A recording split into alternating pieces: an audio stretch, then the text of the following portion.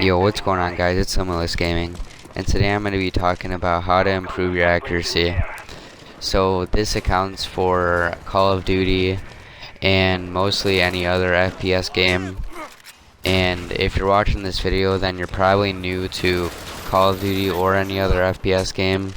So what I'm going to be talking about is how to help you guys with that and how you can become a lot better with it, because I know a lot of people are like new to these games and they really struggle with like how to be spot on accurate and stuff like that.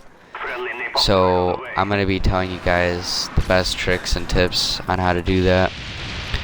So the first part of improving your accuracy is knowing that it does take a lot of time, and I've been playing like Call of Duty for a really long time now, like a bunch of years, so my accuracy is a lot better than most players, but it's also not the best, and it just takes a very, very long time to completely like be like an aimbot accurate basically, which nobody is, but it just takes a long time to be completely accurate. And another thing you should know is that a lot of like pro players and stuff who play competitively and stuff like that usually play up against bots, and I'll talk about that in a minute and why it helps you a lot. But pro players basically get their accuracy a lot better from playing against bots, and that's basically how they get their accuracy very good, and from a lot of practice and time and grind.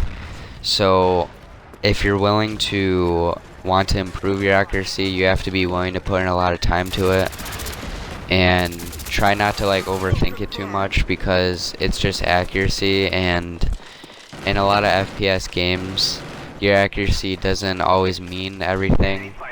Like, you can be a really bad player with not good accuracy, but you could still do decent, because a lot of FPS games aren't as hard to pick up as others. Like Halo, for example, is a lot harder to learn and get good at than Call of Duty. So just keep that in mind. And back to what I was saying about bots, I usually would recommend people to play up against bots in custom games and stuff like that, because what that does is it helps build up your muscle memory, and it makes you a lot more versatile actually when you're like running around the map. And like if you're brand new to FPS games, then building up your muscle memory is a lot better than basically going into online games and just not knowing what you're doing.